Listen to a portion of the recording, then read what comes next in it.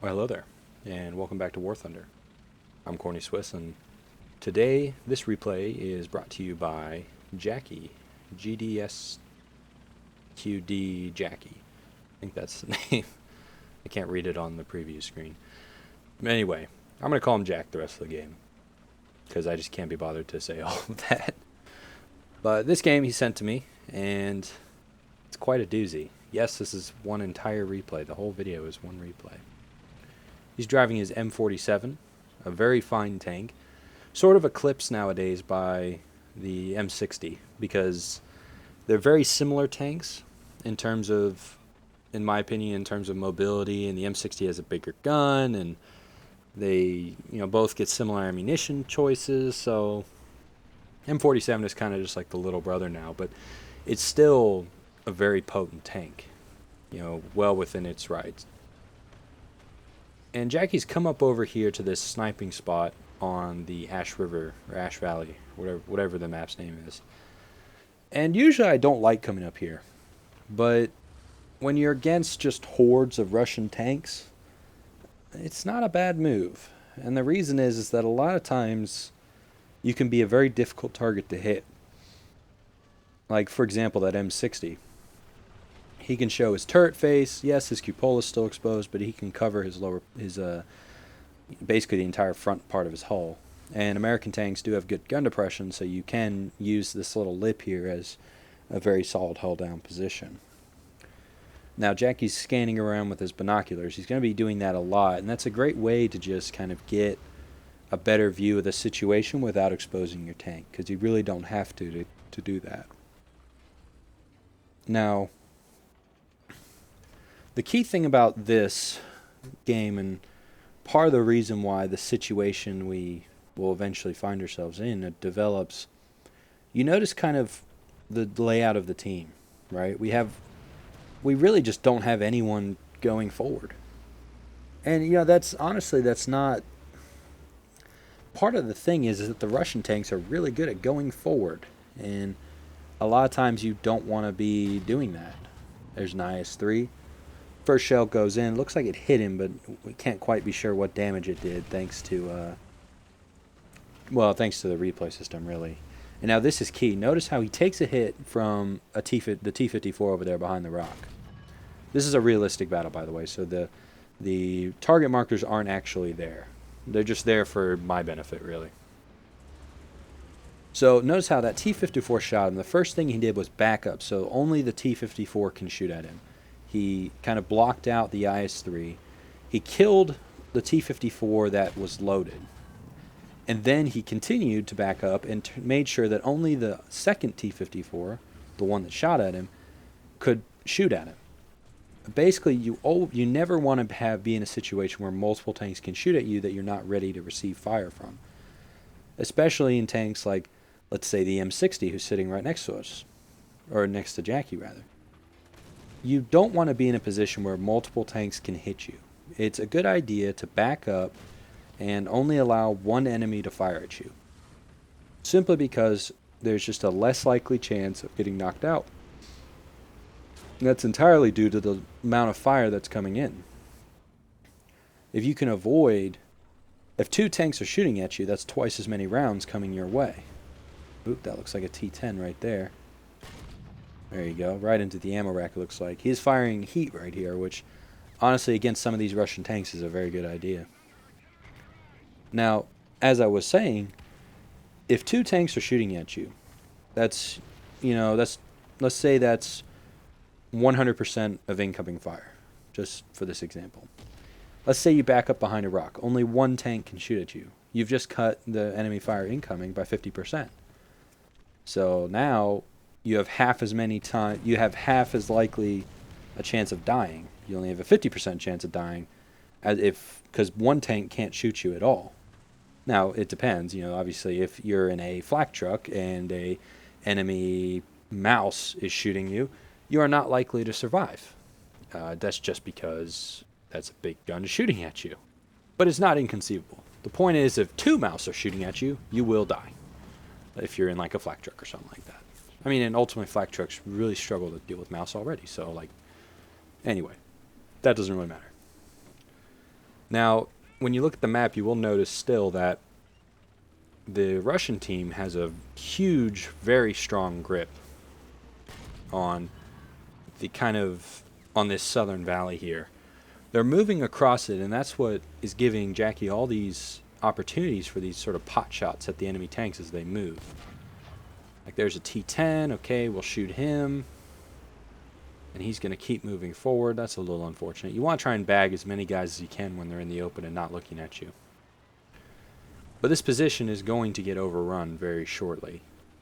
Just because he doesn't really have anyone sort of holding ground for him. Now there is, it looks like an M103 off over there. Now those tanks are likely going to be pushing over to deal with him. So line up the shot, send it into the T-54's ammo rack. It's pretty good. I wonder if they're going to keep pushing past even though they just saw their friend get obliterated. Oh, there's a T-10. Yep, we'll put a shot into him, no problem. Notice how he continues to back up. Right, I'm not sure if he's actually spotted the SU-100 yet, but probably has now because he shot him, killed him. Alright, but you still know the T-10's there. So, time to poke around. And it's a good idea to line up the shot. And that shot looks like it went a little high. It looks like he was aiming for the lower plate there, which would have just gutted the tank, and it instead hit the front part of his tank.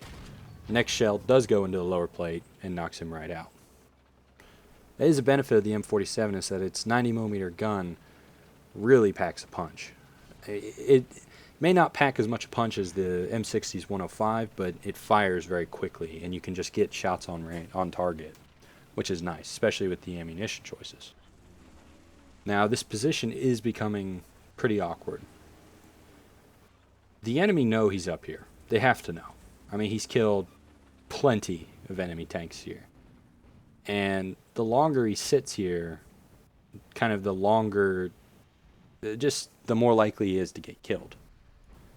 Unless the enemy tanks come at him like that. He did get the shot off at least, right?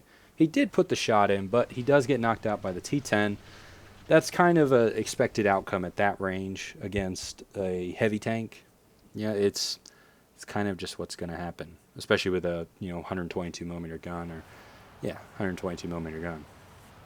Now he jumps into his B-57 jet bomber. Now I kind of gripe sometimes about getting bombed in realistic and realistic and simulator, not arcade. Arcade is quite easy to bomb people. Realistic and simulator, it takes skill. Like, you have to be good at it. Granted, it's probably not as easy as shooting down another good sim pilot, because ground targets I still think are pretty vulnerable. AAA can really help, though. AAA can absolutely dominate the skies. But regardless, it takes some amount of skill to bomb in realistic and simulator battles. And you'll notice the way he's approaching this. He's coming at it from a relatively low altitude, and he's going to make a pass in a situation where basically no one would have been able to hit him. Right? No one probably would have been able to turn their guns and shoot at him the way he came around that cliff.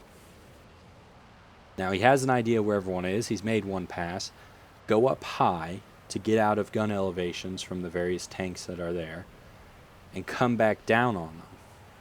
You kind of eliminate your chances of getting spotted because maybe they can't look that high.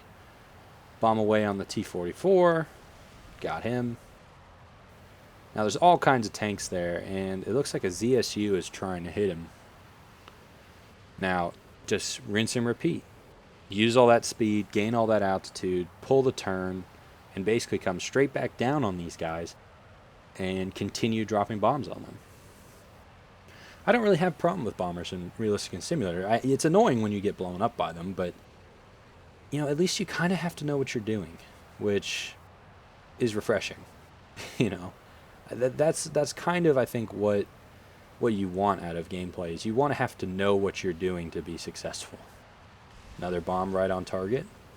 It's clear he's done this before. Let's say that. But he's just almost ran into the mountain there. That would have been bad. So, to look at the team lists, it's not looking good. This game is not in a good position. Now, the enemy are going to start moving into the cap circle. And when that happens, Jackie's going to make some very key tactical decisions. For example, there's a bunch of enemies in the cap circle. Lays a couple bombs in there, or one bomb. Blows up an enemy tank, or two. I don't know. I can't read the kill counter. Yeah, part of it, this is another sort of first world problem, I guess. The gameplay I record is, at a very high frame rate, very high quality. It's great, it's fantastic. It just took a hit from looks like the ZSU. The problem I have is when I put it into the power director and I use the preview window so I can watch this while I'm doing the voiceover. It wasn't the ZSU, it was the MiG-9. I run into this whole problem of I think power director just can't keep up.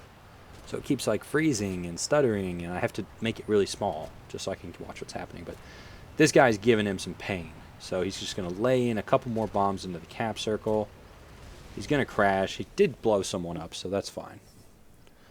But Jacky happens to have a backup vehicle for his B-57 and happens to have one for his M47 as well, which is helpful. But the enemy are still outnumbering our boys. So he's going to need to still do some work with this bomber and then his M47. But it is important to notice how he is going to prioritize his targets. Really focus down the guys who are the biggest threat to his team losing. I don't know if that came out right. He needs to kill the people who are the most likely to win the game. Enemies who are sitting in your cap circle are more likely to win the game than enemies who aren't. Enemies in strong positions are more likely to win the game than enemies who are not in strong positions. Things like that. So he's going to target the cap circle. He's in a bomber. The way they're going to win is either by shooting him down or by capping. Well, you can control one of those. If you just keep dropping bombs on the cap circle, they either won't go in it or they'll just die inside of it. And the enemy team seem to want to die inside the cap circle, which is perfectly acceptable with accurate bombing. Now, the ZSU did just pop off this. It looks like his plane honestly could have kept flying. I guess something about losing your elevators to, what was it, two double 57 millimeter shells? That's probably bad for your plane. But, like I said previously, we have a backup for our M47. So let's take that out for a spin, right? That should be pretty helpful. Now, based on all of his flybys, he knows that there's T-10 up there, right? That guy's kind of a problem. He also knows that there's enemies in and around the cap circle. We have a friendly Banshee above, and that Banshee's actually going to be useful. Now, it is incredibly useful that he's in a plane in a situation where we need tanks on the ground. He may not have another tank, but what he is going to be able to do is scout. He'll be able to fly over the enemy position, so he'll be able to say, yep, there's a guy here. He can strafe him a little bit. He can put a couple cannon rounds or machine guns or whatever the Banshee has, because I don't look at planes all that often.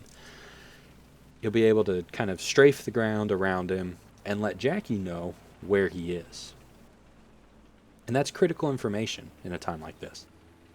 Now, it seems that Jacky wants to get up there and get after that T-10, and that's a perfectly reasonable thing to do. Simply because that T-10 is in a very strong position, he's way up there, and he can just shoot down on people. Being in a high vantage point like that basically gives him control over the map, right? There's only one tank. They know that there's only two players. He knows one of them's in a plane, and the only threat really to him is the guy in the tank. Happens to be Jacky here. Now there's that T-44. T-44 got a shot off and damaged part of Jacky's tank, which is unfortunate, but the enemy, T-54 here, just keeps on rolling through, sends a shell into him, doesn't kill him, but he's able to back up. Looks like his driver was killed, and then he was able to back up. Now be able to roll back forward and bounce the shell from the T-54, looks like. M47 can have a troll gun mount. Puts a shell into the side of the tank, looks like it detonated the ammo rack, exploded fuel tanks, whatever happened. T-54 blew up. Now, that almost means you just can't tell in replay files because they just haven't fixed the whole cap indicator things. But it doesn't appear that the enemy are capping at the moment. Now, we can see it on the thanks to all the markers. But there is a T-10 across the way. and we'll see more of him later.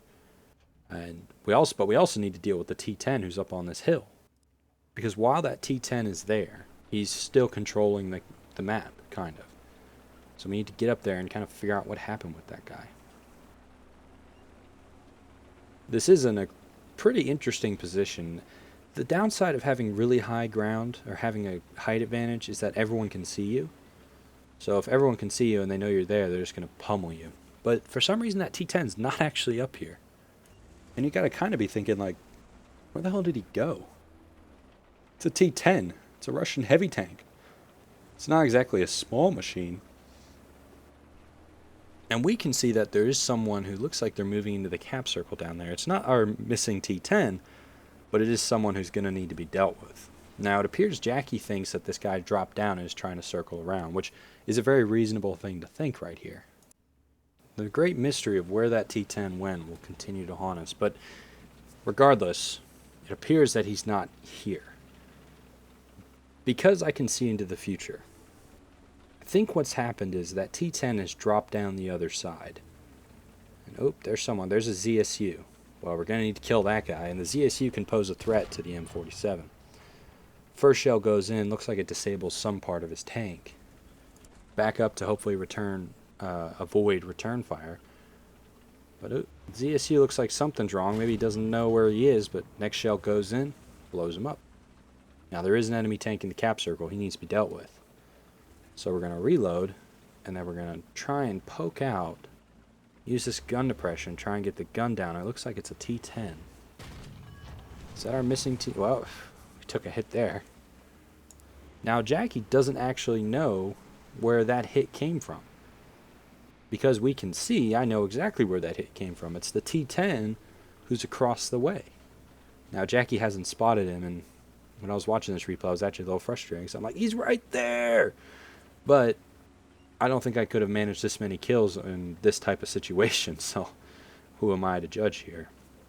But he is going to have ample opportunity to kill this T10, and don't worry, we'll see that T10 a little bit later as well.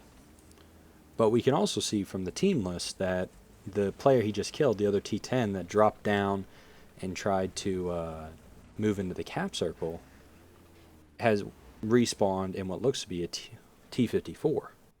Pretty dangerous tank. Now, we pretty much know where this guy's going to spawn. He's going to spawn at the southern point. He's going to come blitzing across this way and come up behind and try and knock out Jacky from there. Now, if they're smart, what the T10 is doing is he's moving forward, getting off that ridge, and oh, there's that T54. Looks like the first shell, I can't tell if that hit or not. I think it did, but it didn't knock him out. So it almost doesn't matter. We need to kill this guy, because if we kill this guy, it's just the T10 left. Maybe. They might spawn back in, but in a one-on-one sort of dogfight, I kind of take the M47 because it has the advantage. And, oh, you could barely see the T54 scoot past there. Now he's in a rough Jacky's in a rough position here. Oh, there he is. Trying to get the ammo rack shot. T54 must have spotted him. Shell goes in. It looks like it hit. Looks like it hit the part of the turret. Now, the awkward part here is that the T10 has to know where Jacky is. He shot him. You know, he hit him. And his friend, the ZSU, died here. And the T54 just took shell fire from here. And the T54 just fired at him. So the T10 knows where he is. That's a little bit of a problem. Because when it's a 2-on-1 situation, it's technically a 2-on-2. But the Banshee isn't really going to be able to help kill tanks here. Neither of these tanks are going to be vulnerable to him, unless he brings bombs or rockets, which I don't think he has. Now, killing this T-54 would be great. Because if you kill the T-54, you have a T-10 to deal with. That's manageable. Neither of them have armor that you need to worry about, not with heat shells. So it really becomes a question of how long can you wait right here to try and shoot this T-54 when, and by the way, that marker doesn't represent where he actually is right now. That's just the last time we spotted him. So he's back there probably repairing. And oh, he's lit up again. But we just don't know where he is.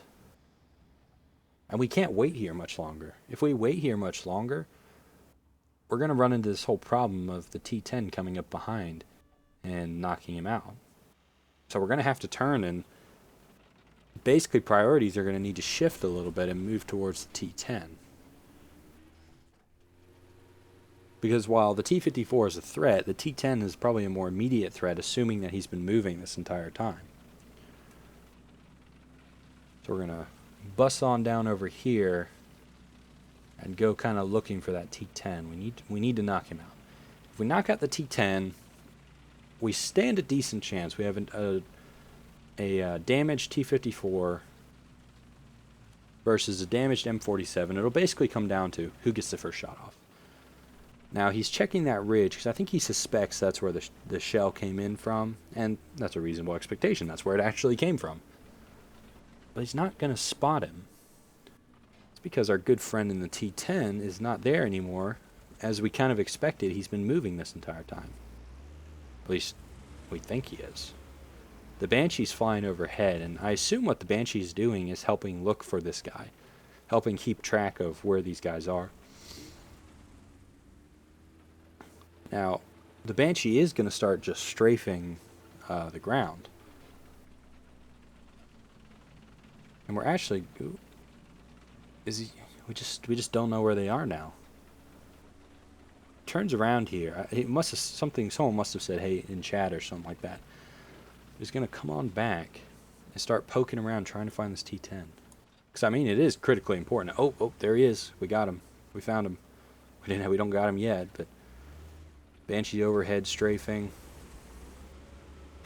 Oh. Just took a hit. Looks like he fired and hit our loader. That doesn't matter. You just put one through the lower plate and knocks out the T-10. Jacky did get really lucky in this game. There's a couple shots that maybe should have killed him. But that doesn't matter. Because he's still kicking. Now it's just that T-54. Now, assuming that T-10 doesn't spawn in. If he spawns in again, then we might have some issues. But right now it looks like just a 1v1. Oh, there we go. Spawn back in. Now, need to kill this T-54. It is also important to note that the game timer is running down. We are kind of approaching the end of the game. There is a time limit.